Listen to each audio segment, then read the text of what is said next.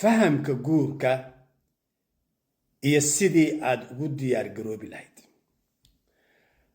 waayo dhallinyaradeennu caalamka meel kastay ka joogaan warbixino fara badan ayay u baahan yihiin waxyaalahan iminka aan ka hadlayo annagu markaanu yaryareen waxaan qofna nooma sheegi jirin laakiin nasiib wanaag waxyaalahan aanu dhigdhiganay iyo adduunyadan aanu soo gallay iyo dee nolosha khibradda aanu ka helay ayaana bartay waxyaalo badan ayaanu sixi lahayn haddaanu garanayna iminka waxaan haddaan meesha ka sheegayo marka waxaan rabaa in dhallinyarada hadda doonaysa inay guursadaan ama xidhiidhada leh dee doonaysa mustaqbalka inay reero samaystaan bal inay ka faa'iidaystaan anigu kubaddun baan idiin soo tuuraya haddaad qabsanayso it's up to you aday kuu taallaa laakiin middaan xaqiiqda kuu sheegi waxa weeyaan annagu talooyinkan maanaan heli jirin so take it qaado horta intaanan bilaabin arrintan aan ka hadlaya caawa ee dhowrka habeen noo soconaysa laba arrimood baan idinku codsanaya horta mid waa mahadnaq video habeen dhaweydaan sameeyey oon kaga hadlayay aan hablaha soomaalida siinayay talooyin ku saabsan intaysan xidhiidhka samaysan ama aysan guursan hadday guur doonayso bal inay nafteeda horta doondoonto ee meeshan qeexda bal waxa ay guurkan iyo xidhiidhkan ay ka rabto videogii uu socdaa faallooyin aad u wanaagsan oo qiimo leh oo dadku ay wax isku weydaarsanayaan ayaad soo qoraysaan aad iyo aad baad u mahadsantiin janaalka mukhtaar abiibna ma aha janaal la isku caayo janaal la isku aflagaadeeyo waa mid aynu wax isku weydaarsanayno qof walba taariikh buu leeyahay qof walba aqoon buu leeyahay aqoontu maaha mid iskuul loo galo aqoontu waa noocyo badanta mid ilaahay ku siiyo hayo kuu siiya laga yaaba marka u faa'iidee shacabka iyo dhalinta oo halkaa ugu soo qor maxaad sidoo kale u faa'iidee kuwa cuslaaday laftooda iyaga laftoodu hadday dhiiqadaa ku jiraan wax qabashay weli leedahay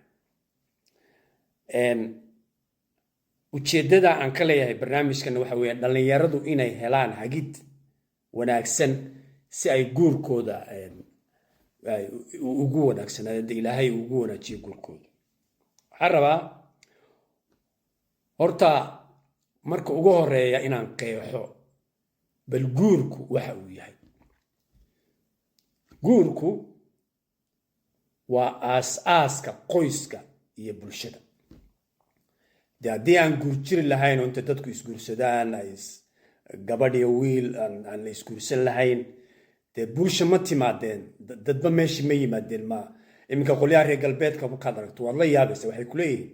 dee dumarku dumar ha raacaan ragguna raggu ha raacaan wax caqligala waxaan ahayn bay yay doonayaan inay kaa dhacaan xaqiiqda way ogyihiin wax dee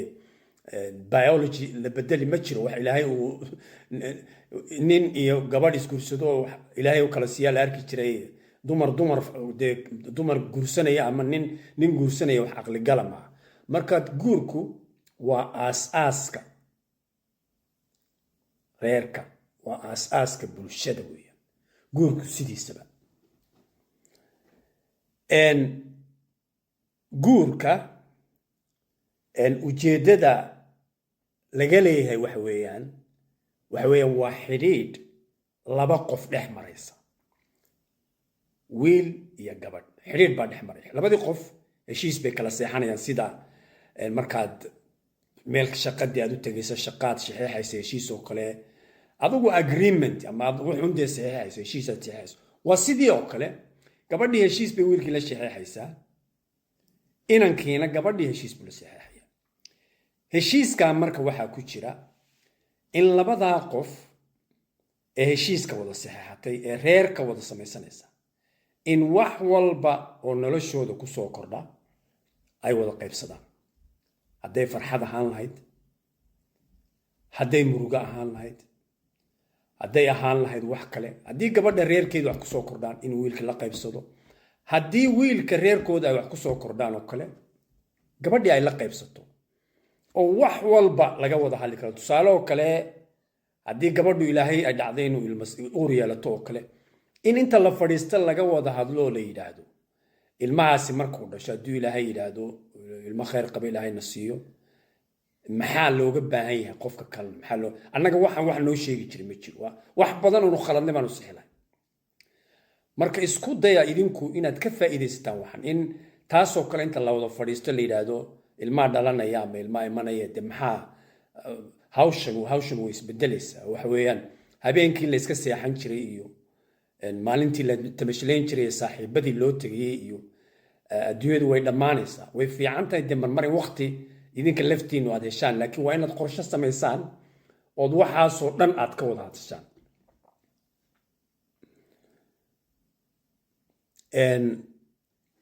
qoyska